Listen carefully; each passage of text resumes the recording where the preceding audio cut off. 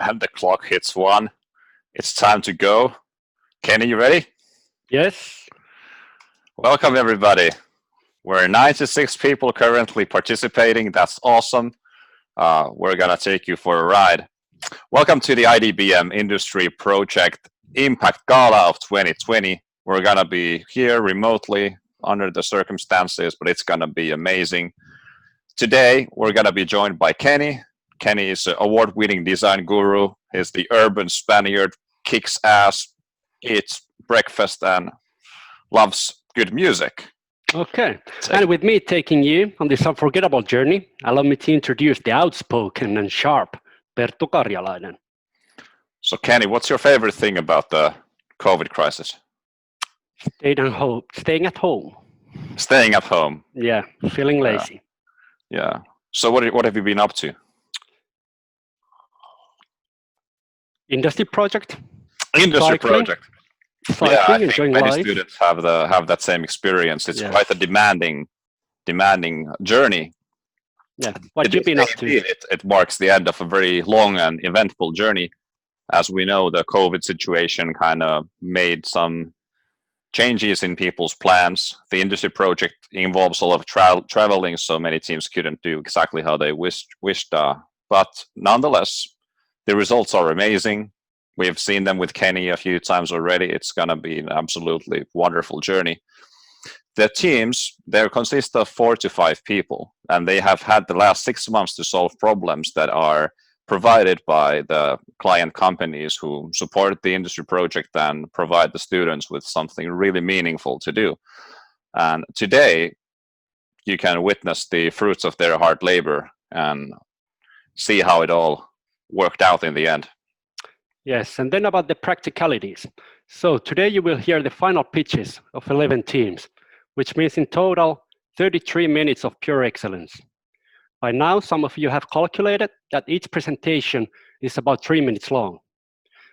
At any time, you can use the Q&A section to provide project-specific questions, so that we, the hosts, can read some out of the questions at the end of each round. And the teams will briefly provide answers to all the burning questions. And of course, open discussion is allowed, even preferred in the chat at any times. After all 3 rounds, you will find each team in their individual booths, where everybody is welcome to join and discuss the projects in more detail. Before we get to hear each team, our 2 keynote speakers will warm you up and set the bar high for the teams. Excellent. And our first keynote speaker is none other than Nina Nurmi. Nina has researched the way we interact at work for decades, working in Aalto University and Stanford. And currently, Nina is a professor and a director in the International Design Business Management Master's Program. The students of IDBM know Nina for her warm and encouraging, but somewhat straightforward communication style. Today, she will be sharing her thoughts on the topic, leading for radical creativity. Please welcome Nina Nurmi. Thank you, Perttu and Keny. IDBM, International Design Business Management, is Aalto University's flagship master's program provided to students from all the fields of technology, business, arts, and design. Our mission is to create solutions for shaping a sustainable future through better business with meaningful design and innovation. IDBM program's learning approach is multidisciplinary, challenge-based learning. This is our 25th year of IDBM teaching for the students from the fields of arts, business, technology. 1,100 students have graduated from the program. They have collaborated with 160 partner organizations and delivered 270 industry projects. And we will hear 10 results of these kinds of projects today. And today I will talk about leading for radical creativity and how we educate future leaders for driving meaningful innovation in Aalto University. Radical creativity is built in Aalto University's DNA and architecture, but now it's also highlighted as one of the focus areas of Aalto's living strategy for research and education. Our aim is to build an outstanding university-wide creative community for new thinking. IDBM Master's Program, as one of Aalto University flagship programs, is pioneering education on leadership for radical creativity. As our students know, leading creativity is not straightforward. From the strategic and leadership perspective, fostering radical creativity is paradoxical because it usually comes with uncertainty, conflicts, and destruction that typically are the elements that traditional management want to minimize for securing organizational functioning. Theory on creativity discusses radical and incremental creativity as different types of innovation that have different objectives and therefore require different facilitation in organizations. Radical, divergent creativity questions the foundation of existing practices, aiming at destroying the status quo and confusing the social order by suggesting ideas that differ substantially from current frameworks. Incremental, adaptive creativity in contrast imply for few changes in frameworks and offer only minor modifications to existing practices and products, and is therefore easier to manage. Because both radical and incremental creativity are needed for successful innovation, the art of leadership is in balancing these seemingly contradictory activities and generating competitive advantages through processes that support both radical and incremental creativity. IDBM Master's Program is designed to educate future leaders in fostering creativity in organizations.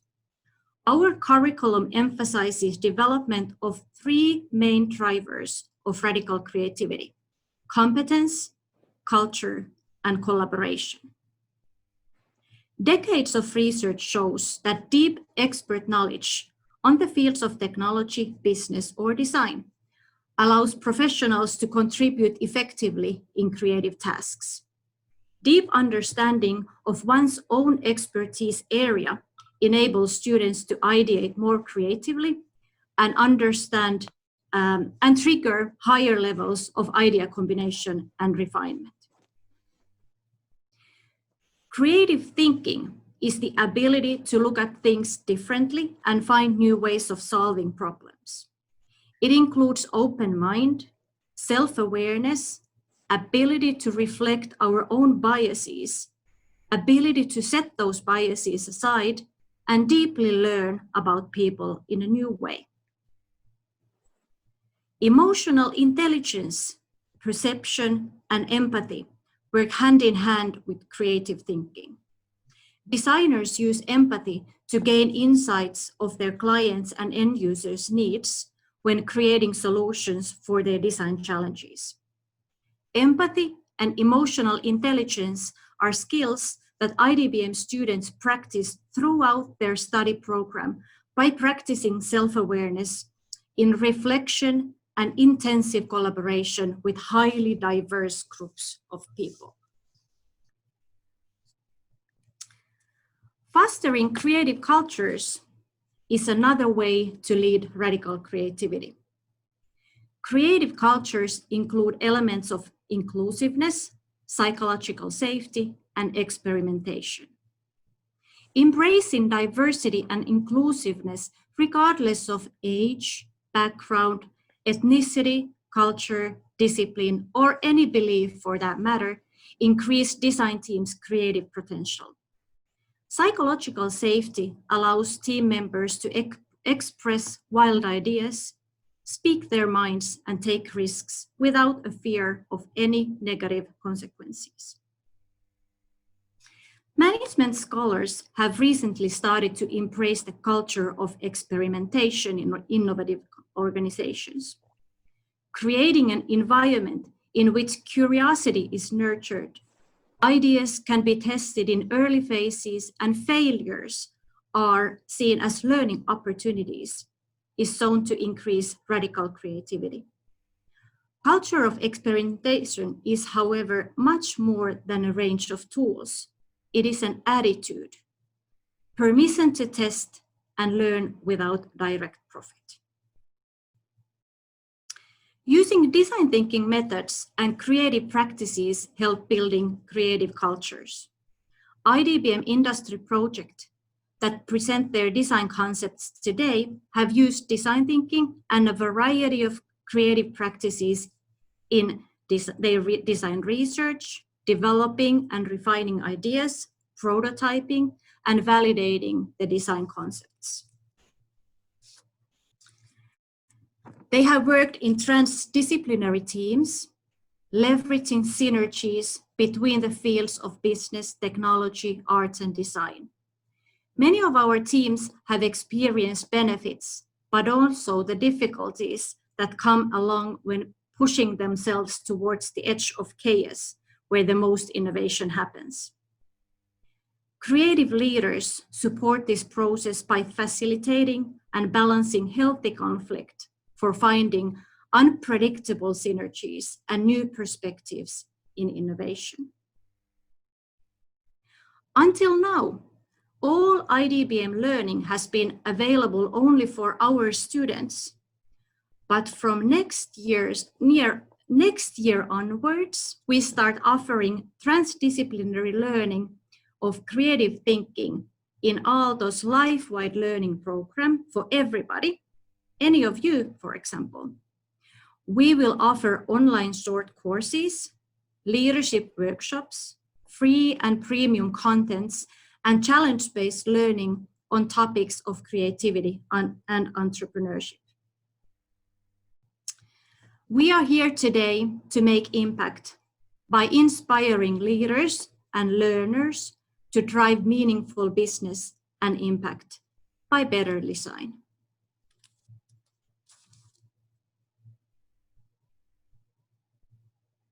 Thank you so much, Nina, for the presentation.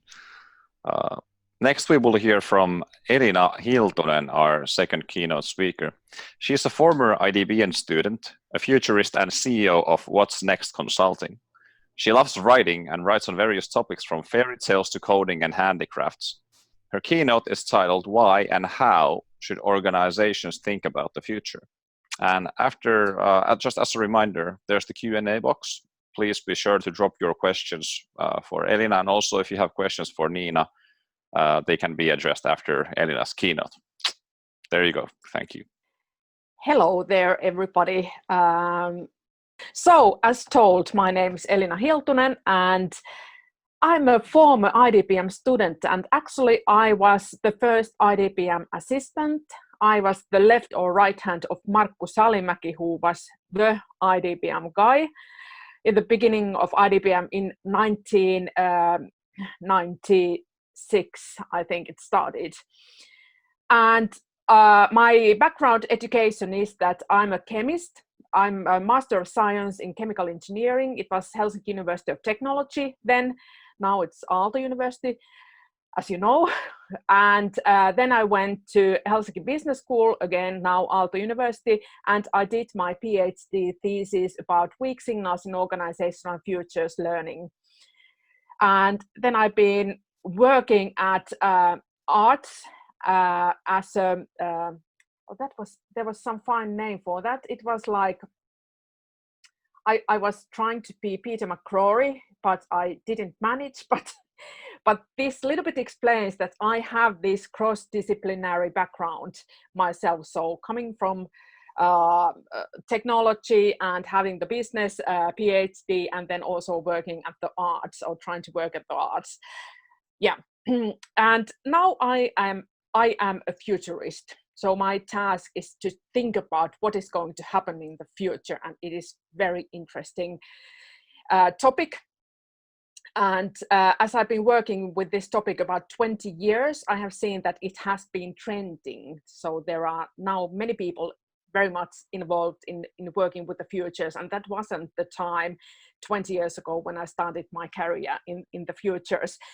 But now I will have a short presentation of futures thinking, and idea is that why and how should organizations and actually everybody think about the future, and I will start with the why. Why should we think about the futures, and why should organizations think about the futures? Well, there is a picture of coronavirus, and that has been quite a game-changing event. Now we are working from home, and it has closed schools, and there have been lockdowns all over the world, and it has affected to the global economy and, well, education, healthcare, and all of the businesses. And that is a big surprise. That is something that actually futurists would call it a wild card. But the reason why we should think about the futures is that the futures thinking is about playing time for you for reacting the big changes. We cannot predict what is happening in the future. Nobody can predict. Somebody can say, there are some people and instances that are saying that this is happening in the future, but only by chance they might be right with their forecast about the future. And because nobody knows what is happening in the future, we have to really start to think, what are the possibilities? What are the things that are happening in the future? I think that futures thinking is actually one good way to open your perspective when you are looking at the changes in the environment. Try to think about the unthinkable, and I think that this is very important when it comes to different kind of organizations, because many times I've been working in big organizations, and I'm now currently an entrepreneur, but having had the possibility of seeing big organizations and how they are thinking about the future, many times they are focused on their own visions of the future. This is our vision of the future. We as a company X want to be this and this in the future. And they are stuck with the vision of the future. Of course, it's very important that organizations have their vision, have their strategy, have their mission, and so on, or the buzzwords. But I think that it's very important that they are also questioning the vision. Can this happen? The vision is only their view about the future. And when it comes to the futures thinking, the idea is that you have to really look at all the changes and actually the question your thinking about the future. And I have to say that as being a futurist, you have to keep your ideas in a way kind of like your own ideas in your own head, and not to let them prohibit you to see the changes in the future. There are many times changes that are happening now, and you think that they are somehow awful, and you don't like those changes. But that is no reason why you shouldn't talk about these changes. You don't have to like all the changes that are happening, but you have to realize that these are the changes that are happening now. The next thing when you think about the future thinking is, of course, that how are we reacting to these kind of changes that we don't like that much. But okay, that was the question of why we should think about the future. And in a nutshell, it is to buy us time to react for the changes and be better prepared for the future than maybe our competitors. And that is the biggest thing, I would say. Well, the next question I had is how to think about the future. And as I already said, that nobody can anticipate, everybody can anticipate, but nobody can predict the future. So if I would say it in Finnish, this Finnish verse, kukaan ei voi ennustaa tulevaisuutta, mutta me voidaan ennakoida tulevaisuutta. So we can predict the future, but we can anticipate the future, and we have some different kind of tools for that. luckily. And there are different kind of tools that I'm especially interested. One of those tools is weak signals, and weak signals are new innovations, new weird things that are happening today. And they are actually the most interesting things about the future, because they are the most genuine futures information. They are the new things that can foretell us that these could be the big trends or mega trends in the future. And well, there are also methods how to collect weak signals. And my idea is that every organization should actually crowdsource this kind of futures information. So everybody should be involved in collecting the futures information. But also, I already mentioned that there are trends. They are, if we think about this kind of like, what is the biggest thing? The biggest or smallest thing? Smallest thing is weak signal that can tell us about emerging trends. And then we have the next level is trends, and we can have trends that are actually describing. And this is very important thing to realize about future. Trends are describing what has happened in the past, in the history, and today. Trends are, we can have trends, for example, in technology. We can have consumer trends. We can have trends in education. We can have trends in work life. Then we can have shorter, or what futurists would call fads, which are in fashion, like fashion trends. But they are also very important, and very important to realize that these trends are actually happening now.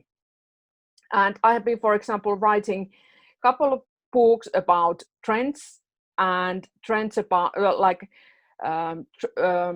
technology trends, and then consumer trends, and what are the consumers thinking and how are they behaving right now. But then the highest level of trends are what I would call mega trends. And these mega trends are very big global trends that have been here for a while. And if there isn't any wild card like coronavirus that would change all the game, they will continue the same in the future too. And examples of these megatrends are, for example, climate change, increasing of population, globalization, digitalization, development of technology, lacking of natural resources, urbanization, changing of population structure. So in some part of the world, population is aging, like here in Finland, and then there are some parts of the world that they don't have like that problem. The bigger problem is actually that there are too many young people. They don't have education and work for these people. So these are big trends, and actually I think that if you don't have resources in your organization, and if you don't have, well, that much sources, at least think about these big mega trends. So how are they going to affect us today? Because they are already here and they are very big, and you should really think about how the climate change is affecting to us, for example, in the future and now. And then, of course, we have these wildcards. They are one tools of the future. So we can think about these sudden, well, quite maybe sometimes surprising events that are having huge consequences. If we think about the coronavirus, it could be called like wildcard in one sense, and that's because it has huge impacts on the society. I think that everybody has been surprised how huge the impacts of coronavirus has been.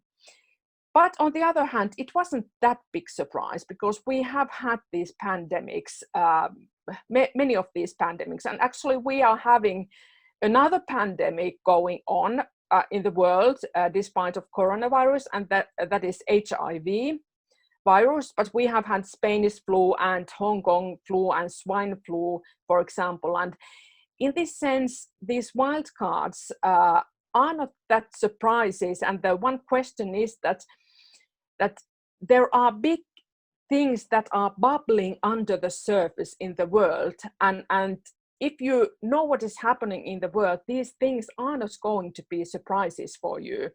So in the way, being aware of the things that are happening in the future is one basic thing of the foresight work.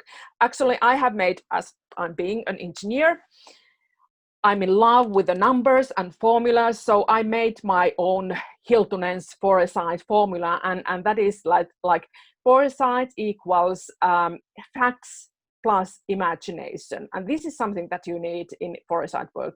You have to have the facts, what is happening in the world. And when I was writing my latest book about the future of megatrends, I have to say that even though these megatrends like climate change and lacking of resources, they are in a way big things that I knew them, but going into and digging into these details, that was quite surprising for me. And I could really see the next risks that we are having in the society.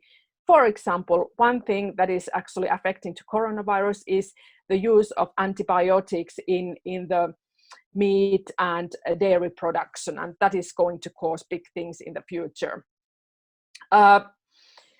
One thing when it comes to the future, and I have been emphasizing this, that we can't predict what is the future. And that's why we need the foresight. And the main tool for foresight work, I would say, is scenario thinking. And that is the idea behind all the foresight work, to think about different kind of futures, what could happen. So we can think about future like dystopian future, we can think about business as usual future, we can think about utopian future where everybody is like very happy and things are going okay, and then we have the dystopian future, which is something like opposite, or then we can have different kinds of futures. And this is the idea, because we don't know what is the future, what is the real door in the future that we are going. So we have to think about, in the picture there is 5 doors, we have to think about different kind of options. What are the futures behind those doors? And then we have to at least mentally think about how we can be prepared for these different kind of futures. When we then open the door and see that, okay, this is the future, then we can be more prepared for this kind of future. And one thing about future, and this is again connected to the fact that we can predict the future. And I think that it's actually a very good thing that we cannot predict the future, because if we could predict the future, that would mean that its future is already, the path of the future is already set. So nobody can't fix it, nobody can change it. But the idea here with the futures thinking is that you should also create the future, you should make the future. As you know, you are the one center of the or the main character of your own life, and you are the one who is making your own future and making by making different kind of choices. But this is also about humankind. We are making the future by making different kind of choices. And for example, if we think about the climate change, that is really something that it depends what the world is in 2100. It depends on the actions that we are making today and in the future. So we can create a better world, or we can create a worse world by making different kind of actions today. Okay, so these were my key points. So you should really, organizations should think about the future, because they are buying time to be prepared for different kind of changes, and they are mentally more prepared for different kind of changes.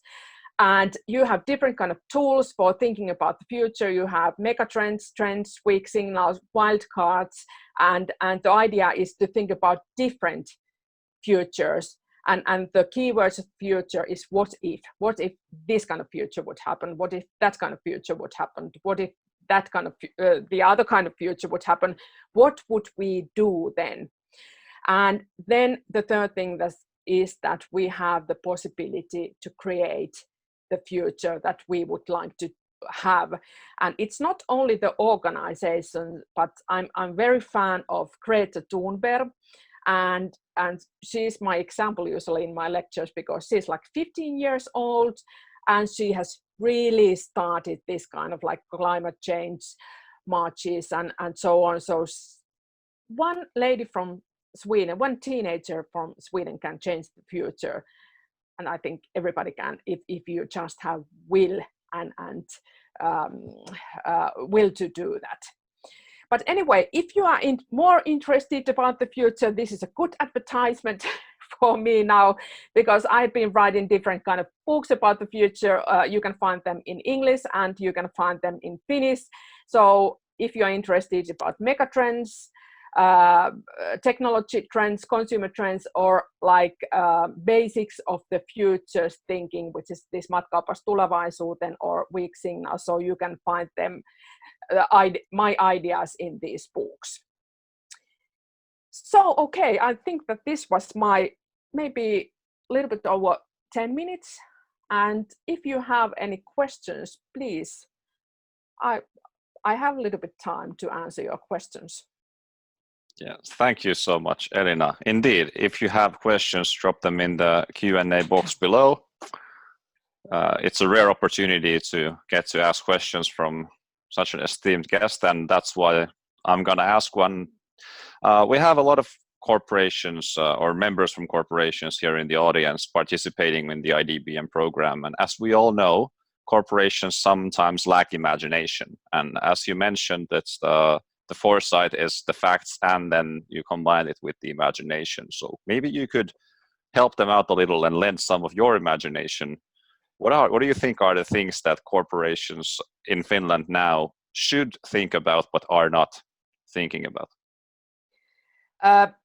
Well, using the imagination, I think that there's good question in that you were saying that corporations lack imagination. Corporations, in a way, are nothing. The corporations are full of people, and then you are saying that people in the corporations are lacking the imagination. And in a way, I think that people have the imagination, but then the corporate systems might be problem if these new ideas are they somehow how do you say that? Are they used or not? I was working in one big organization, and I realized that the organizational systems were so bureaucratic that if you have any good idea, they would just fade into the system. So one thing is to have more of this kind of like trial and error idea, that and understanding the thing that it's very important to fail. Also, I've been saying that, or encouraging people to fail, because if you think about how people walk, how we learned to walk, we learned by failing. And the previous speaker was talking about the design thinking method, and I really agree with her that the design thinking is a very good way to encourage people to do more imaginative things in the organization.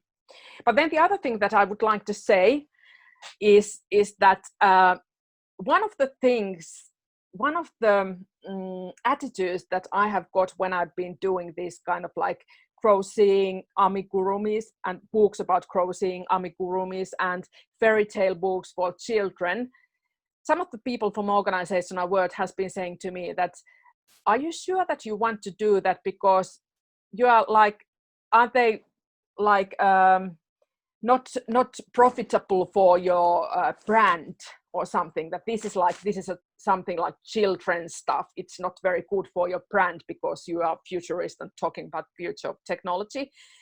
But I think that is totally wrong, because I think fairy tales and science fiction and these kind of things should be included in organizational world, because this is something that is really the imaginative thinking and doing something new. And I heard actually last week that, for example, Finnish military is using science fiction writers to more widen their perspective of possible risks in the future. Okay, thank you. We have another question from Nina Legat. What are some of the current and emerging weak signals you are the most excited or worried about?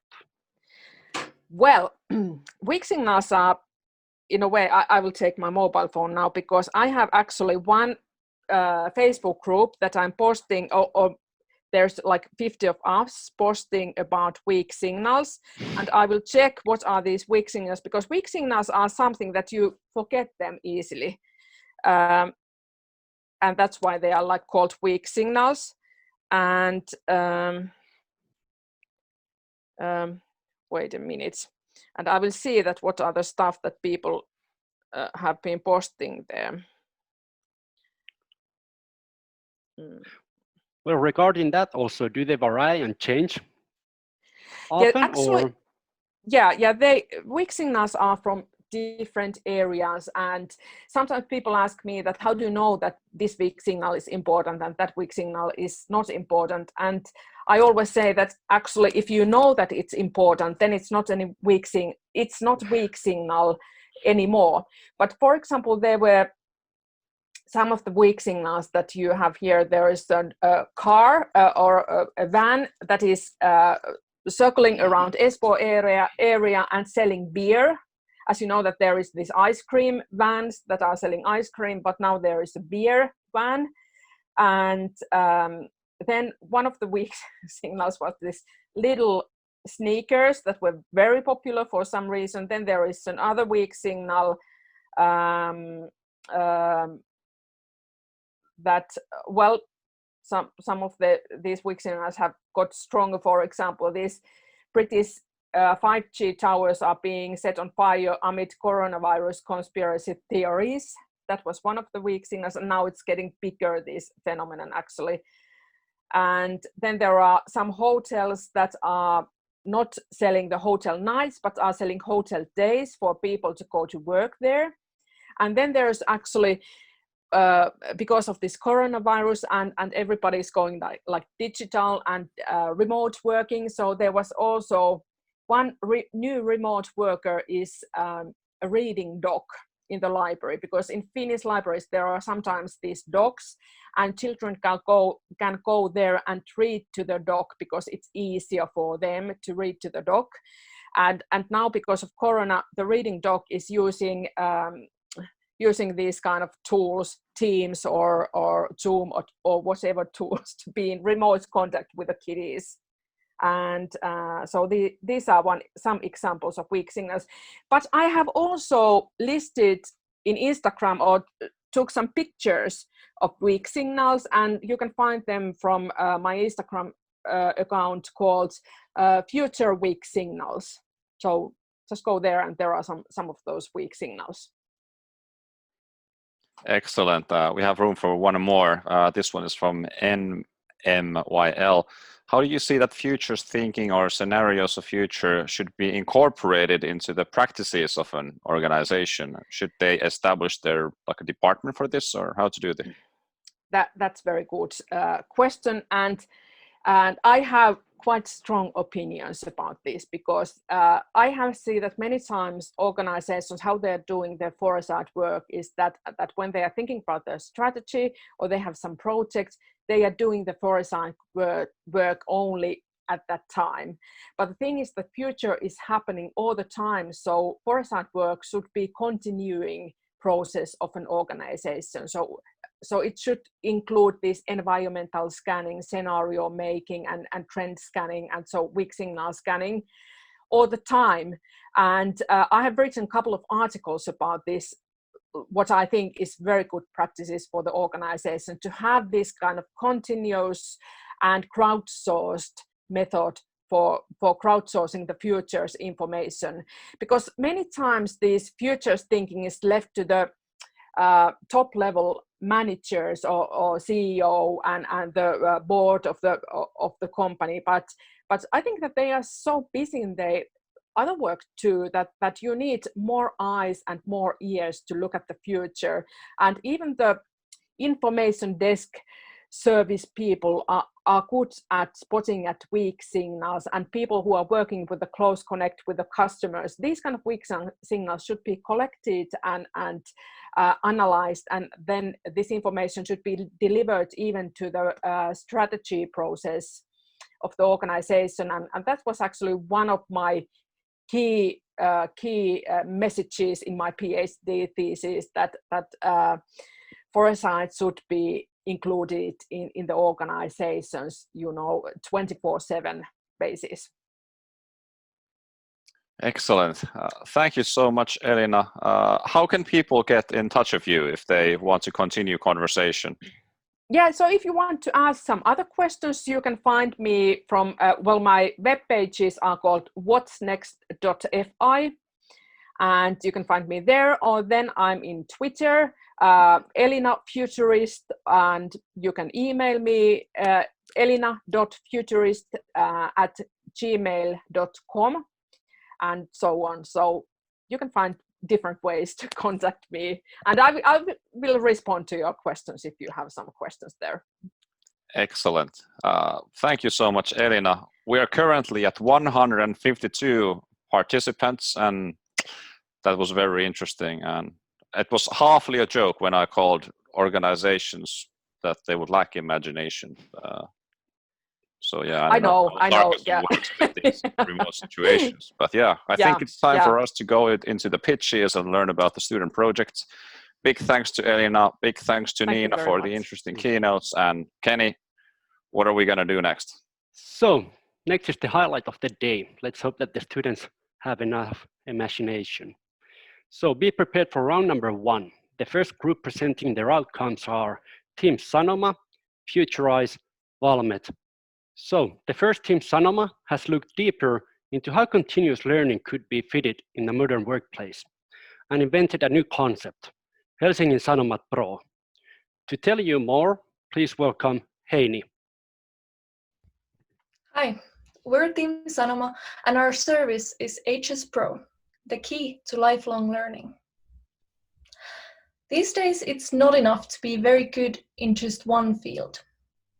Modern employees need to develop themselves in many different areas, from project management and marketing to even finance, to be successful. So companies should support their employees to become T-shaped professionals with diverse skill sets. But today, they're still pushing them into boring, full-day training seminars and conferences. Just one conference pass can cost from 200 to thousands of euros. And these trainings completely interrupt the normal workflow, are inconvenient to attend, and often have outdated information. As one of the people we interviewed put it, it's hard to find time to join trainings when there's actual work to be done. So, what if instead employees could develop themselves at work in a way that is comprehensive, convenient, and with up-to-date information? With Helsingin Sanomat, the largest newspaper in Finland, we've created HS Pro, a learning platform that helps busy professionals develop their general knowledge and work skills. HS Pro provides educational content from top experts and professionals in Finnish. The content is delivered in bite-sized articles and podcasts that fit busy professional schedules and can be accessed, for example, just during the commute to work. For more in-depth content, HS Pro provides access to courses by partner institutions and universities, such as Aalto University. HS Pro transforms how learning is managed in companies. Admins have a managerial dashboard which lets them track what's being learned, by whom, and what topics are in demand in the company. Also, less time is wasted, as employees can use downtime at work or commutes to develop their skills. So, HS Pro is a subscription service and costs 49 euros per user per month. It's a simple payment model, And for a company currently spending over 1,000 euros yearly in trainings per employee, switching to HS Pro can mean annual savings of up to 50%. So we're Team Sanoma, and if you are interested in lifelong learning, come talk to us after the event. Thank you.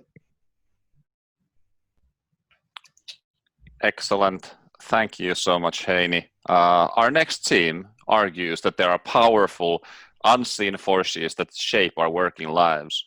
And if we could understand these forces, then that could literally change how we see the future.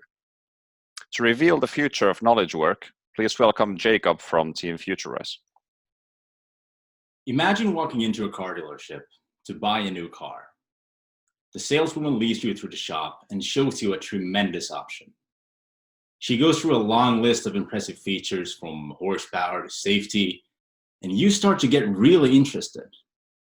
There's just one small thing, she says. This car has no dashboard. No speedometer, no fuel gauge, no warning lights, no nothing. You'll be forced to drive on intuition alone. Would you buy that car? Probably not. Yet currently, managing a team is like driving a car with no dashboard, although people are infinitely more complex than cars. Rather than steering their teams to success, managers are often trapped repairing damage from accidents that have already happened. Futurice challenged us to discover what indicators should go on a dashboard that would enable managers to predict and tackle problems before they arise. Our research found that a team's emotional dynamics, feelings of cohesion, humor, and psychological safety profoundly impact performance and profitability. Yet these indicators remain largely invisible. This is where we come in. The solution we propose uses data a team passively generates while working, such as Slack messages or client proposals. This data is analyzed by established AI technology like natural language processing. The analysis is then translated into easily understandable predictions visualized for a manager. For example, if a team's proposals show an increasingly uneven writing style, it suggests the team's feelings of cohesiveness are declining, which predicts a drop in performance. The manager would then receive a notification about this potential issue and mentor the team before it begins to struggle. By mapping invisible emotional forces in real time, managers and teams steer themselves down productive paths instead of wasting time and money stuck in dangerous terrain. So, what's the impact? Analysis shows that healthy organizations deliver roughly 3 times higher returns than their less healthy competitors. Our concept will give managers a revolutionary tool to look after the health of their teams and organizations. This means more supportive management, lower burnout risk, higher employee retention, and more vibrant workplaces. So, this presents us all with a choice. Do we continue to drive blindly, relying on nerve and intuition that we aren't about to hurtle off a cliff? Or do we adopt a technology that allows us to safely guide our organizations into the future? Thank you for listening. We are Team Future. Thank you, Jacob, for all the amazing insights for future knowledge. Then the next team has completed the entire project remotely. However, it didn't stop them from creating a solution for their client who simply needed help with boxes. Please welcome Janice from Team Valmet. Hi, we are Team Valmet, and I'm going to talk about boxes. Well, I'm going to talk about how to enhance box shipping in an industrial environment. But first, raise your hand physically, virtually, or mentally if you have used paper today. Well, I guess most of you might have used toilet paper today. Paper is made by paper machines, and Valmet is a company that manufactures them. These machines are enormous, hugely complex, and require many kinds of consumables to operate. Mills are like labyrinth, and therefore the consumables get lost easily before even reaching the machine, which cannot run without them. To understand the problem of finding lost boxes, imagine yourself in a Prisma or a huge supermarket for the first time in your life. You know what you want to buy, but you have no clue where it is located. The situation is the same for for paper machine workers when they are trying to find small consumables in their huge mills. Valmet ships consumables worldwide. These can be easily tracked while they are being transported to the client. However, once the bulk reach their warehouses, no solution currently exists to locate them. If the client can find the consumables, the paper machine stops, which translates to a significant loss for the mills. At the moment, Valmet must send someone to manually count the inventory. To track the boxes precisely, we created an innovative solution that combines the strength of several technologies. We selected the 4 that best fit in this case. Despite huge disparities in mill's environment, our solution will adapt to the unique needs of each mill. Moreover, the solution allows for the boxes to be localized automatically without requiring any actions by the mill workers. However, our research revealed that finding the correct technology was only one part of the challenge. Limiting human errors is also an essential part of our project. To limit mishandlings of the boxes, we designed a mobile application that can be used by every stakeholder of the process. This solution improves customer satisfaction as they can have a precise understanding of their inventory and avoid a stock shortage. Valmet also gets a new source of income by offering a more precise premium solution.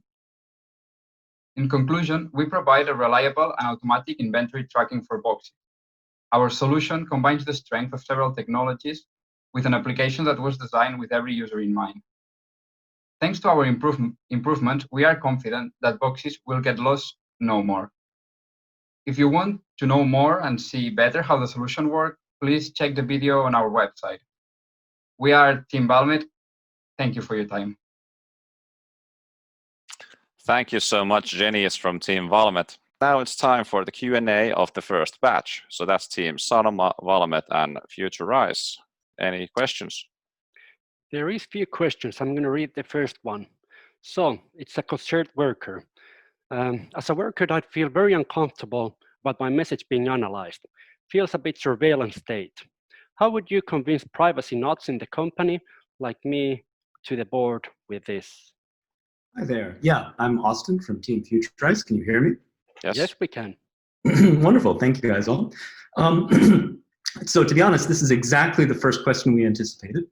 And our solution is very complicated and built around these kinds of questions. In 3 minutes, it's impossible to answer that concern.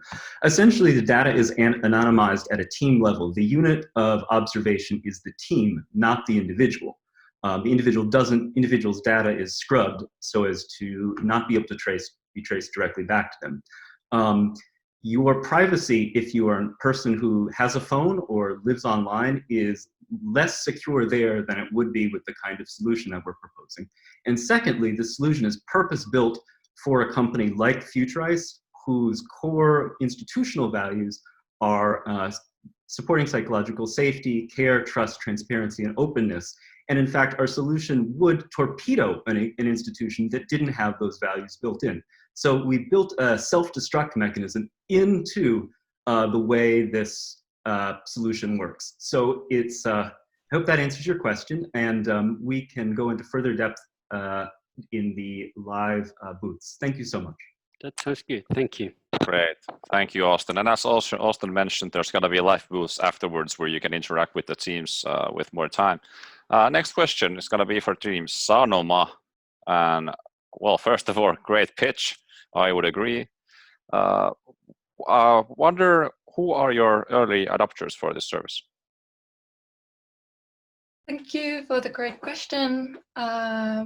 We have been thinking of this service as something that fits many knowledge workers and a lot of companies, also especially including all the companies that are here today, all the representatives. Probably the type of organizations that appreciate this kind of wide learning and that is easy to adopt even for a large company and for a large amount of employees. Great. There is another one to Team Futurice again. It's a bit complex and might be better to continue it on the booth, but a lot again about the anonymization and in small teams. How do you think it's possible? Again, yeah, in small teams, anonymity is not that easy. And anonymity doesn't really matter, quite frankly, for this, because how can I put this? Nobody's like personal messages are being analyzed. All of the data that's being analyzed are things that the company owns. You produce a company, report for the company owns that nonsense. So we're not looking at people's messages to their husbands or wives or anything. Our very challenge were to find impersonal proxies for emotional well-being that were not invasive. And the second level is a question of culture. This solution is intended to invert the very paradigm of management, employee surveillance, punishment, reward. What it's intended to do is, in companies that are ready for it, companies like Futurice, is further push an already existing agenda of deep transparency, care, and trust that, how can I put it, that once again would simply not function, simply wouldn't be provided or built for a company that doesn't already have those values in place. Great, thanks, Austin. One more question. This one is for the Valmet. I was left wondering why multiple technologies are actually better than only one. Okay, this is a very interesting question, a very good one. We started with the same mindset. We were looking for this kind of holy grail of technology, like one technology that could solve all the needs we had for the problem. But with the research and time, we realized that there was not such technology that could have like the flexibility that we were looking for, that fulfill all of our requirements. So we end up like with, okay, we can combine these different fours, which individually any of them is perfect, but when working together, it's the best solution we can encounter right now in the market or anywhere. Great, thank you. That concludes our questions in the batch one, and now it's time to move to the second batch of companies or teams that we have, and these are Lappset, Kone, Uber, PBL, and UNICEF, PBL. So, Team Lappset, we all know that parents want children to play more outside and less with their screens. How can we encourage kids to be more active and play outside? Team Lappset will take you to a new era of playground. Please welcome Lauren. Hi, I'm Lauren from Lappset, and today I'm going to talk to you about a new era of play. Let's start with a question. Can anyone tell me what year this playground is from, or where in the world it's located? Probably not. That's because playgrounds have more or less looked the same across the world and haven't really changed over the past few decades. But when we look at other things that children play with, like video games, they have innovated and evolved so drastically, becoming more interactive and engaging, while playgrounds have only experienced minor incremental innovation. How can we improve these traditional playground experiences to compete with other innovations? When our team traveled to Japan to study interactive digital technology, we realized that the demand for cutting-edge playgrounds existed, as we watched people of all ages, 5 to 65, be completely bewildered by these unique experiences. Everyone was eager to explore these new playgrounds, so we thought, how could we create a similar experience for children all over the globe? Well, it's time for a playground revolution. Introducing Lappset Kamu, a new era of play. Lappset Kamu merges a traditional playground with a digital layer. Each child has a buddy that lives on their phone but jumps to life at the playground. Children wear a motion tracking wristband that connects with the playground to activate these different interactive elements. Create. You first select and create your own unique buddy. Through exploring playgrounds and exercising, you will discover new prizes and accessories to change your buddy's look and decorate their digital homes. Explore. It's always easy to find a new compatible playground. All you have to do is open the map function in the app. Exercise. At the playground, you earn active points by playing different games that are tracked through your wristband. These active points you earn through exercising simultaneously train your buddy, increasing their strength and speed, which you can use to race and compete with your friends' buddies. So you not only train yourself, but also your buddy. Play. With Lappset Kamu, you can play a variety of interactive games. No one else at the playground? Not a problem. You can play hide and seek with your buddy. Have a bunch of new friends? That's great too. You can play freeze tag or the floor is lava. Connect. Lappset Kamu brings neighborhoods and communities together. Using the leaderboard function, you can see how your active points stack up against other children in your neighborhood. Have a cousin in Shanghai? Great, you can connect them as a friend in the app too. Share. You can also share your achievements with family and friends across the world. Earn a new badge for being the fastest runner today. Share to social media or to your other Lappset Kamu friends. With our unique charms, you can also customize your wristband to represent your favorite buddy or display your different achievement badges. So, what are you waiting for? Come on, get up and get active with Lappset Kamu. Fantastic. Thank you so much, Lauren from Team Lappset. Next, we're going to be hearing from the first team of Kone. They explored the future of the user experience in smart buildings. During the field research, the team visited Singapore and Amsterdam to understand the context of rapidly growing cities and currently existing smart buildings. Please welcome Fong from Team Kone. Smart door, smart toilet, a smart umbrella. Everybody now is busy making everything as smart as possible to fulfill the dream of a smart building. Have you ever found yourself in a situation when the automatic light just turns off, even when you're still on your toilet seat? Well, I have, and every time I wonder, is this convenient? Is this smart? In the smart building sector, people often think that the smarter, the better, and the more technologies, the smarter. Users easily drown in the ocean of automation, smart features, and the cost efficiency number that decision makers blindly focus on. This is the current situation of most smart building. It all starts with data collection. The collected data are mainly used for predictive maintenance and building optimization, but not significantly for a user benefit. Often, smart building and the hype around them are used as a tool for marketing and attracting talents.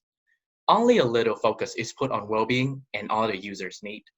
The actual user experience is lacking behind. In reality, the current smart building might not be as smart as you could imagine. So what needs to change then?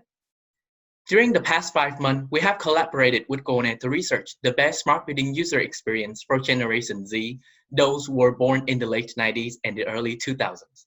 To understand that in the context of the year 2030, we have visited some of the smartest buildings and most innovative cities around the world, conducted more than 20 design workshops, and interviewed many professionals and future users of smart building. What will an ideal smart building look like in the next 10 years? Well, data will remain at the foundation of everything, but instead of using it just for building efficiency, the focus on connecting the buildings, their users, and services all into a holistic network should also be emphasized. We believe the core of the best user experience is convenience, but that's not the end. Gen Z also expect more flexibility and personalization, and that requires balancing between different users' needs and level of technologies wanted for different users. Ultimately, the experience will be completed with the final layer, well-being. These 4 components, convenience, flexibility, personalization, and well-being, will enable users to truly engage and fully utilize smart building. This future scenario will provide a better user experience and deliver higher return on investment. This is how we see the future, and these are the ingredients we have used when designing smart building concept for Kone. Please come and share with us your thoughts and vision about the future in the Q&A session or the virtual booth at Team Kone 2 afterwards. Thank you for your time. Well, thank you, Paul. At least I can relate to your toilet problems. So the next team up is PBL Uber, a joint team of students from the University of Nairobi and Aalto. The project has been done in collaboration with Uber Kenya and the Urban Innovation Initiative, Utopia, to solve the issue around women's safety in Nairobi's public transport. Now you will hear a solution that could make the local women feel safer on board. Please welcome Tuomas from Team Uber.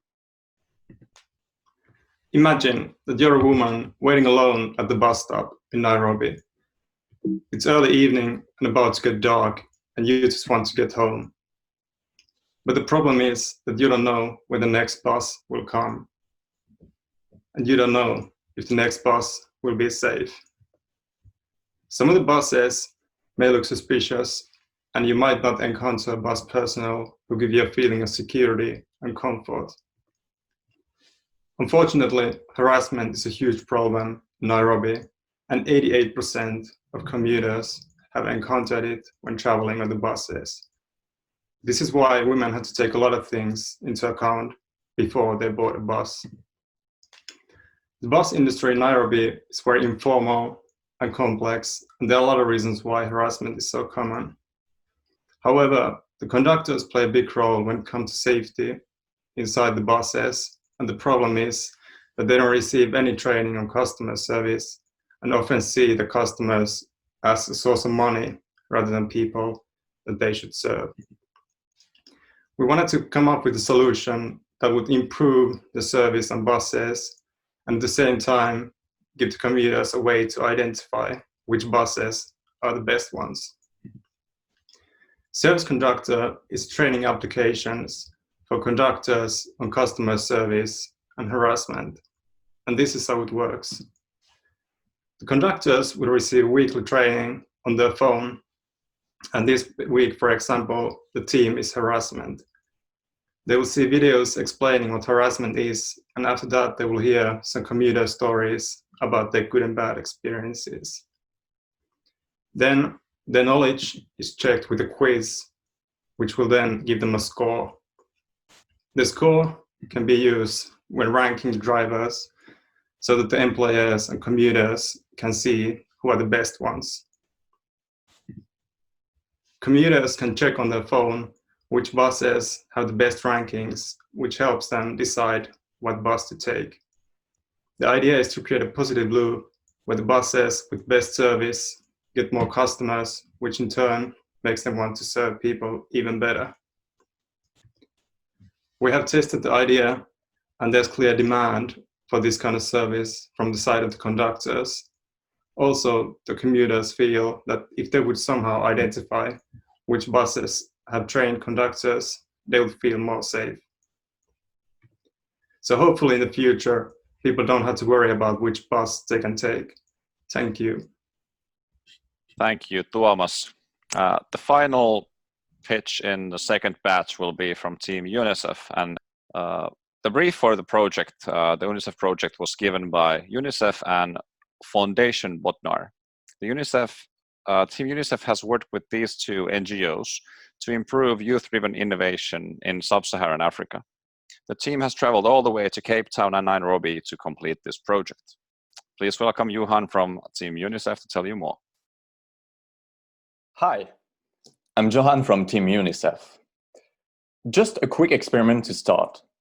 Let's try to be in the shoes of a young innovator in Nairobi, Kenya.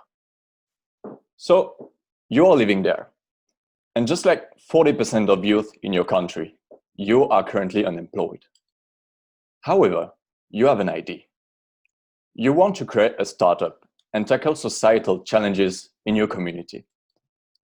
What makes it difficult is that you don't have any entrepreneurship education. You can't really rely on your family or friends to help you out because they will only suggest you to find what they call a real job instead. You don't want to give up, but the fact is that you are alone and lost in the messy innovation ecosystem. You don't have a mentor to rely on, and you don't have any network to seek help from. On top of that, you have no financing. This is today the reality for most of the youth trying to innovate in Kenya. During our field trip to Nairobi, our team met many young innovators struggling with these challenges. We decided to help them out. And to make so, we created Ubujami. Ubujami is an online-based community that provides a platform for interacting with other people in the innovation ecosystem. It connects innovators, brings support to their journeys, and improves the general entrepreneurial mindset. So, as a young innovator formerly left alone in a big ecosystem, you can now, by just using your phone or laptop, reach other innovators who are facing the same challenges, but also experts, potential mentors, as well as other relevant stakeholders of the ecosystem. So how does it work? The core of the platform is the discussion forum, where members can freely contribute, for example, by dropping questions or sharing their experiences. Ubujami provides different engagement tools to reach people individually. It also gives access to an insightful database and knowledge. And finally, by regularly organizing physical meetups and events, it further fosters relations between the community members. So in short, Ubujami connects, supports, and encourages innovators. What makes our solution stand out is that it carries these missions while being trustable, free, and easily accessible. Ubujami is today a concept, but tomorrow it will be implemented as a component of the African Youth Agency Marketplace, a broader initiative supported by UNICEF and Fondation Botnar. This gives a beautiful opening to our concept and our solution to be scaled across other countries in Africa and to have an even bigger impact. So now, if you'd like to know more about Ubujami and how we support innovation in Kenya, please join us in our virtual booth. Thank you very much. Thank you so much, Johan. And that concludes our second batch. Next, we're going to have the Q&A, and afterwards, we're going to take a small break before we go to the last batch of teams. Yes, hopefully the teams are ready for the questions. So the first question is for Team Lappset. What is your competitive edge against obvious competitors like Pokemon Go? And did you study the psychological effects of turning playgrounds into a hyper-local competition between children? So, yeah, of course. So hi, I'm Lauren again. And one of the biggest things that our client wanted us to focus on was finding ways to motivate children to be active together and curious and cultivate all of these exciting emotions with them without the presence of a screen. So our competitive edge is that there's not really anything you can do on the phone screen like Pokemon Go. It's all living in the phone screen. But in your phone, if you're not at the playground, you can see your buddy, you can change their outfit and their home. But when you get to the playground, because you've entered the area where your wristband is tracking your motion, your buddy jumps off the screen. So there's nothing you can do on your phone. And through different interactive elements like light and sound, you will be playing with your buddy through the playgrounds because we have a variety of different interactive games you can play too. And so I think that's our competitive advantage, is that it kind of emerges imagination with active like movement. So you can play an interactive experience without having to hold a screen in your hand. But we'd love to tell you more if you come check out our booth later. Okay, thank you for your response.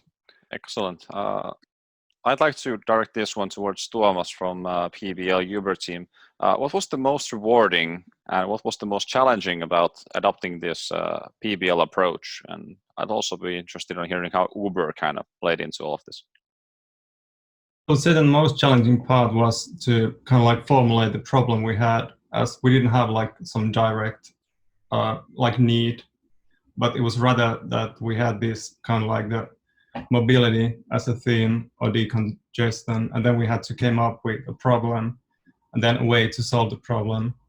And as the traffic situation is kind of tricky, so even coming up with a problem that we could actually solve was a big challenge. Great, thank you. Then a question for Kone In. What was the most surprising and what are your biggest learnings from this journey? Thank you for the question. I think that what surprised us the most is the current smart building at the moment is. So it's not as smart as we could imagine, because we have visited like some of the smart building like in Amsterdam, in Singapore, and it seemed like it's just a very normal building and there are a lot of like sensors and everything just going on. But the user like us, when we visited, we didn't feel any difference.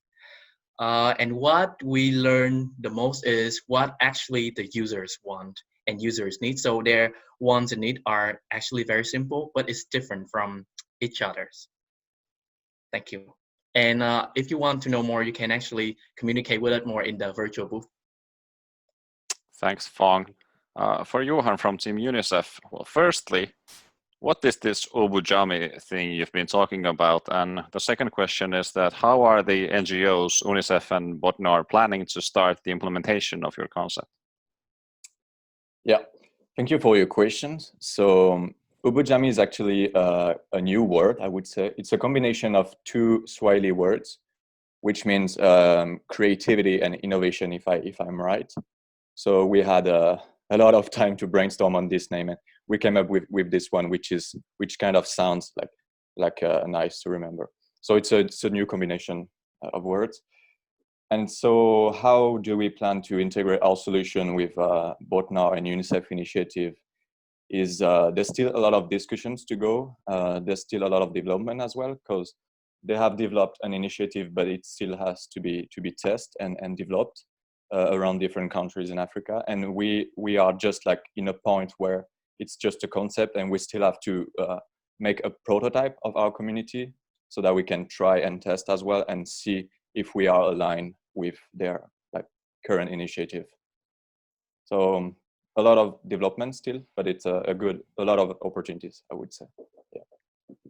Okay, thank you, Johan. Then the final question for Team Lappset. What ages is your project aimed at? And have you considered how privacy and safety or children would be protected online? Sure. So our project actually has a variety of age groups that it's compatible for. Through interviews and user testing, we found that the simple part of the product of dressing your buddy and going around and collecting new items, similar to how when you move around with Pokemon Go, you would find new things just lying around, is really exciting and interesting for kids ages like 6 to 10. But then once they get a little bit older, they're looking for something that's a little bit more interactive, a little bit more competitive. And so for this age group, all within the same app, you can do different games where you compete with your buddy with other people's buddies. So how that works is through the motion tracking wristband, as you do more things like, let's say you're running, you're increasing your buddy's speed points. Or if you're doing the monkey bars or you're climbing, you're increasing their strength. So as you increase your buddy's strength and points like this, you can actually compete with your buddy against your friend's buddies and see like whose buddy is faster. And those are obviously all based off of the training that you have done yourself. So that's tailored a little bit more towards our older age group from 10 to 14. Great. Let's take one more. This is for Uber and UNICEF teams. How was the collaboration with the local university students in Africa? Did you experience any issues, such as power relations, misconceptions that made your collaboration more challenging? And maybe if Tuomas, you want to start, then Johan very briefly afterwards. Yes, actually, I would say that we had like some situations where people were just like acting like they were in their home country, and then afterwards we find out that actually it doesn't work in the same way in a new country. So we had some talks about like what people like, how people see like certain kind of like behavior or like way of talking, and then try to adapt on that. And also I would say that working together face to face in Nairobi was like a really big thing, because before that we only had met online. But then when we met in person, I would say that changed a lot how we communicated and made it also easier after we left to work online. Nice. Yeah, I can quickly add something. I would say that this collaboration with Kenyan people was at the same time challenging, but at the same time very rewarding. It's a very, of course, different culture, and especially a very different mindset they have. So yeah, globally, it was a lot of challenges, maybe to communicate, to understand each other, to be on the same page. But at the same time, at the end of this day, like everyone in our team will be so much like enhanced with this project, and it's very rewarding. And it's likely that we'll keep link with them as well later. So yeah.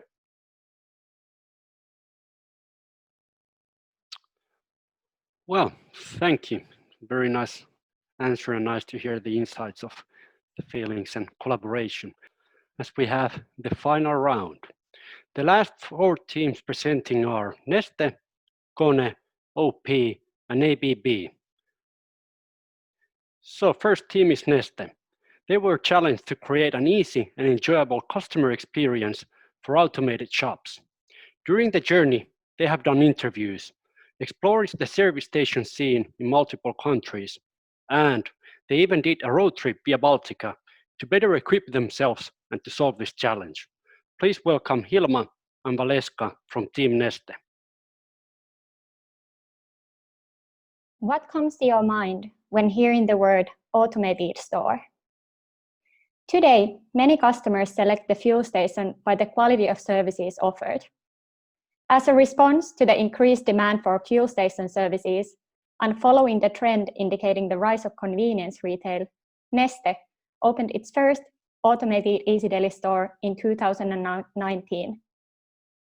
The store design is built on self-service, allowing customers to shop 24/7. When developing the Easy Deli concept, Neste soon ran into the problem of creating a seamless and enjoyable shopping experience without having staff working in the store. Our project challenge was to find critical touch points in the shopping journey that have an impact on the experience and the total value created for the customer.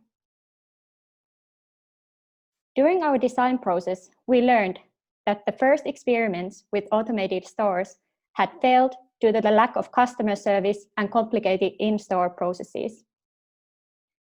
In our consumer interviews, we asked people's presumptions towards automated stores.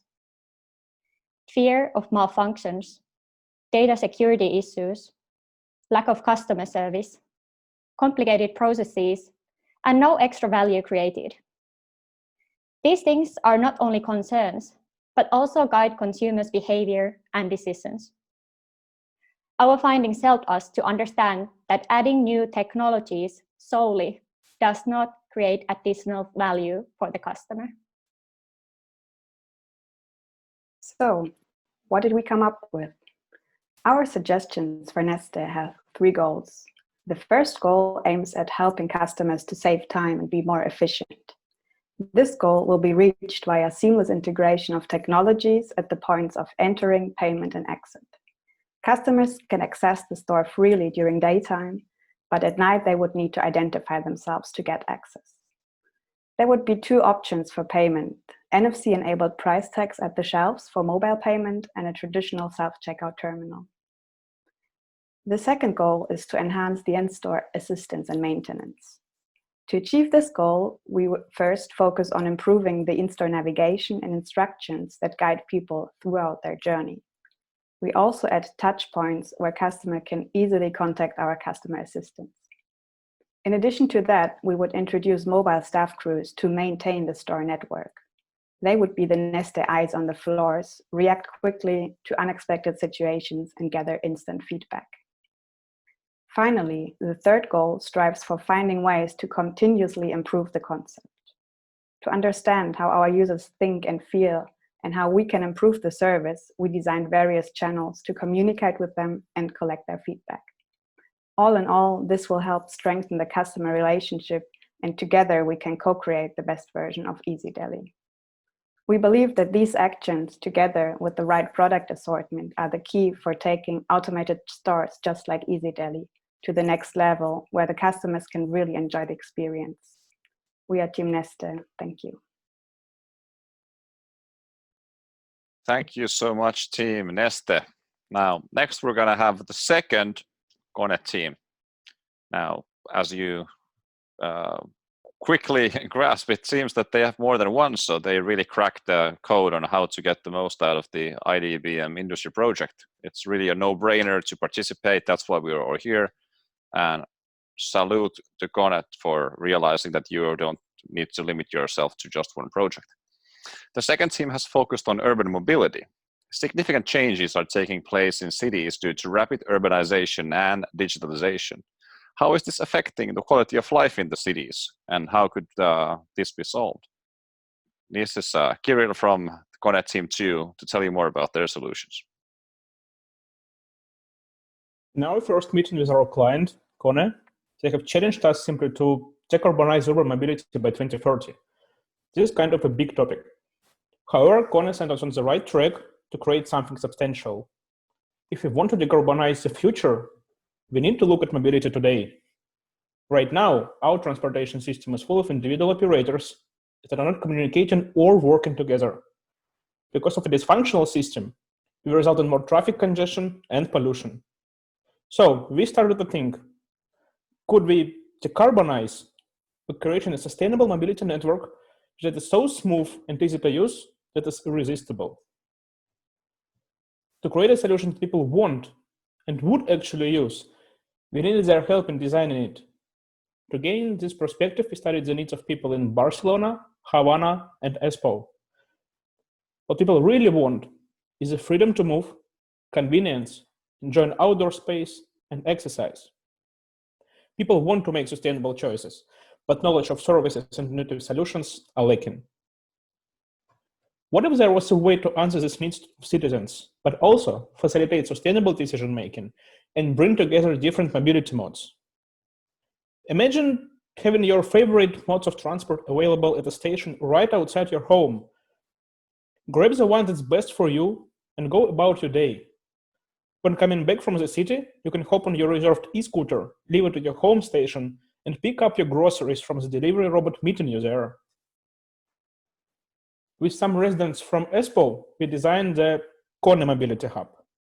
These transit centers bring together public transport, city bikes, e-scooters, and other daily services such as delivery points. They will be gateways to the city, moving citizens in a sustainable and smooth way. The Mobility Hub is made of smaller service units. For example, one unit can be a city bike station or a delivery point. This makes it possible to create hubs of different sizes and customize the services based on where the hub is placed. In addition to providing transportation to citizens, the hubs give service providers the opportunity to test and implement emerging technologies. It forms a flexible and personalized mobility network where different stakeholders act together to best serve the user. By 2030, the network would be a complete ecosystem led by Kone. This ecosystem, comprised of all the different stakeholders and the hub network, would transform the transportation system for better serve users' needs and enable sustainable decisions by simply being the most convenient alternative. Kone would make it possible to choose sustainability without sacrificing time or user experience, but make it the best and the most intuitive option. Thank you. Thank you, Kirill from the second Kone team. Now this next one is going to be from Team OP Lab, and I really hope that this one goes into production quickly. I should buy my own place in Helsinki, and it's really not easy to navigate the housing market. In fact, it's so daunting, it's hard to even get really going in the process. Valtteri from Team OP will tell us some ways to tackle this, and I hope you can help me, bro. All right. Hi, so we're Team OP Lab, and here to help millennials access owner-occupied living and have a more prosperous future. Did you know Helsinki is the only city in Finland with more people living on rent than in their own apartments? But 94% of young Finns would like to own their own home within the next 10 years. That means something needs to change. So we identified 3 major challenges that young Helsinkians face when it comes to housing. Firstly, millennials are forced to make hard decisions and big compromises. They often struggle with the problem, a good location or a nice apartment, but both together seem like an unreachable dream. Secondly, due to the continuously growing home prices, Helsinki's millennials face a high financial barrier, stopping them from entering the housing market. Also, our research found that saving for an apartment isn't a core competence of a young Helsinkian. Lastly, millennials face the difficult decision-making and financial barriers without knowing all the information.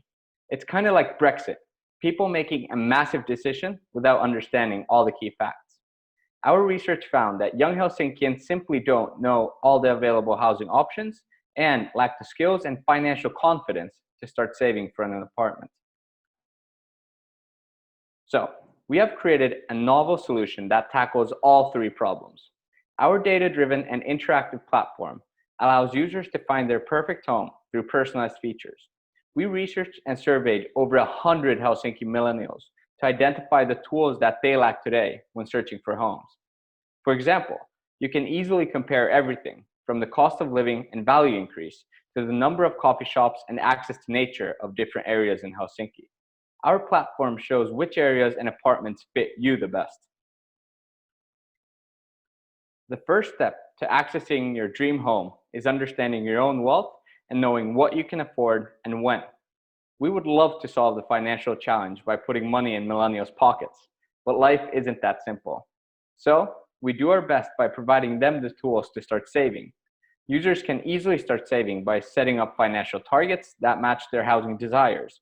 We visualize the cost of living for the users' chosen housing options and show them how it would affect their long-term wealth. Our solution is a win-win situation for both companies and consumers alike. With the data users provide, companies can design better financial instruments, living areas, and homes for them. Especially financial institutions will find the data highly valuable, as they can design truly tailored financing solutions that fit the millennials' needs. We strive for a future where Helsinki's millennials are financially confident and have the opportunity for a prosperous future that is largely enabled through owning a home. Thanks for tuning in. We're Team OP Lab. Well, thank you very much, Valtteri. And everybody in the audience, please remember to post any questions to the Q&A section. And then we have the final team, ABB. Data collection and analysis are the backbone of modern businesses. Team ABB has explored the potential business models that could enable ABB to get more out of the cutting-edge time series database solution they have created. The team found the process exciting and challenging. Let's find out how it all turned out. Please welcome Alice from Team ABB. Hi, we are Team ABB. Our challenge is to design a business model for ABB's time series database, ABB Ability History. They say data is the new oil of the digital economy. Data allow us to keep track of current operations, and based on which we can predict the future. This is especially important for industrial companies because they can make better preparations for the future demand and thus improve operational efficiency. Yet for many of them, data collections and analysis are still a cost, while it should be a source of profit. Industrial companies are slowed down by their old technology that is simply inefficient. And this is where we saw ABB Ability History has the potential to solve this pain point. With the upcoming IoT era, where large amounts of data will be created by thousands of machines, industrial companies are in urgent need to find a time series database so they can support all the sensors they put in vehicles to estimate traffic, or keep track of electricity demand of a city and produce only what's needed. However, traditionally, the licensing fee of a powerful time series database costs a fortune, and most of the open source databases cannot support large-scale operations. So, what should we do? How can we solve this problem? Through market research as well as interviews with technology consultants and ABB employees around the world, we understood that in the growing data economy, the price of a database should no longer be a deciding factor. And that's why our team came up with a freemium business model. Let me introduce you to ABB Ability History, a powerful time series database optimized for industrial deployment. It has been developed by ABB for over 20 years and used as the backbone for many world-leading solutions. And most importantly, it will be available for everyone outside ABB for the first time ever. The product is offered through a freemium model, meaning that any company can use it without licensing fees. Digital transformation, operational efficiency, and data utilization, you can tackle them all at one time with minimal cost. You must have doubts. Why is it available without licensing fees? Well, both ABB and the industry experts have predicted that with the approach of data economy, databases will eventually become free resources. So, together with ABB, we decided to speed up the development already today. Thank you. Well, thank you, Alice, very much. That was the final pitch of today. Hopefully everybody has had time to type down some questions so we can move forward to answer them. So there will be the 4 teams answering. And let's see a first one. Are the teams ready? The first question would be for Kone team. Could you imagine that we don't need cards in the cities anymore in the future?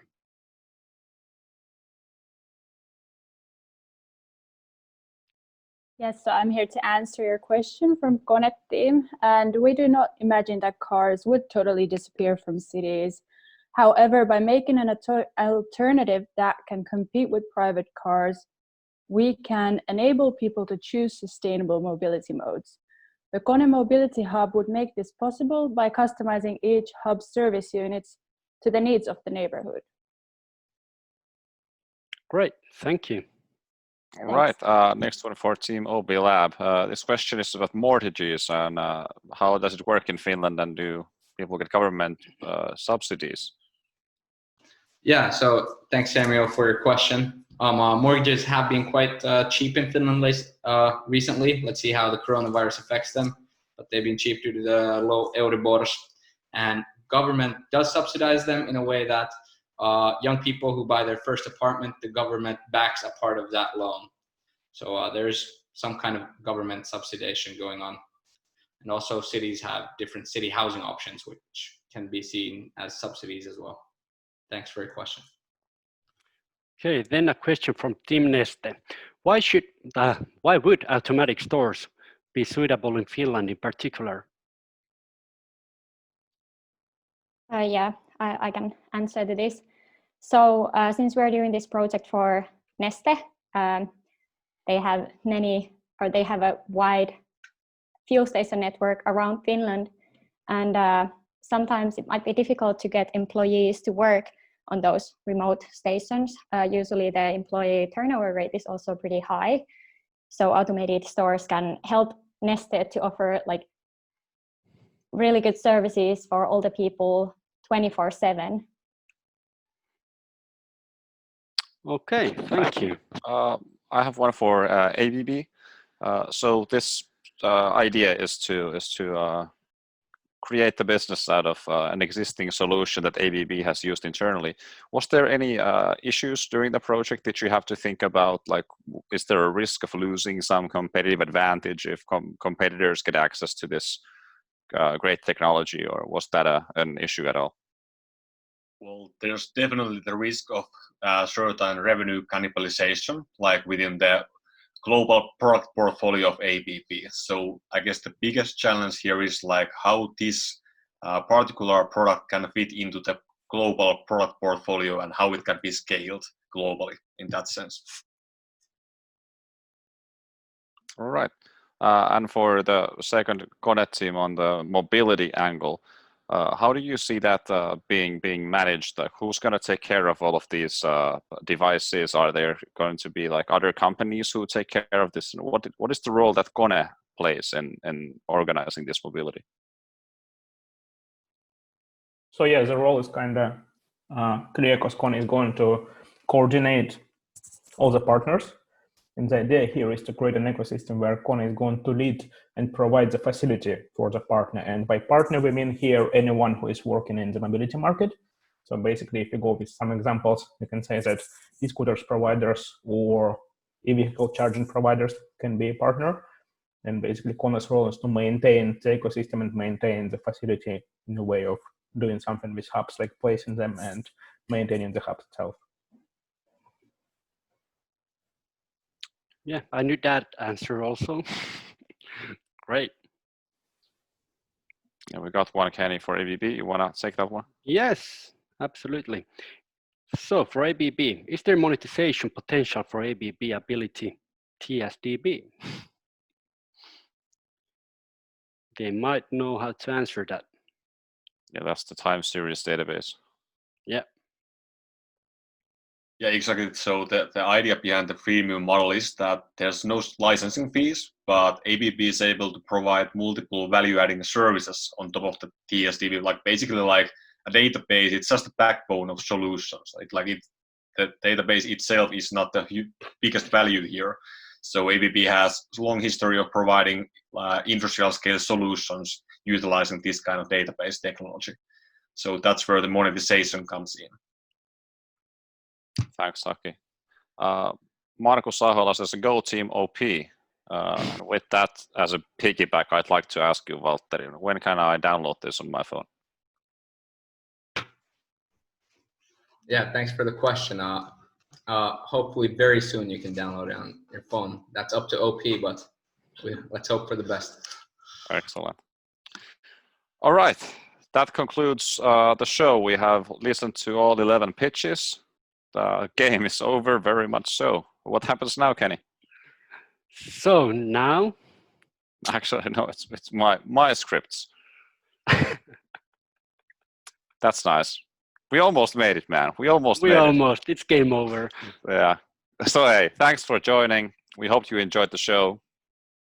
On behalf of the students of the IDBM Industry Project of 2020, I want to thank the faculty.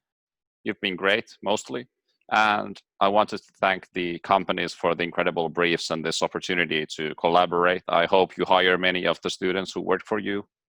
Keny, it's been a pleasure hosting this event with you. Thank you. Likewise, Perttu. And let's not forget to cheer to all the teams for the incredible contribution to the projects and the outstanding outcomes, of course. Great work. And of course, I want to thank the IDBM Klubi for organizing the whole event. Thank you. And about the practicalities.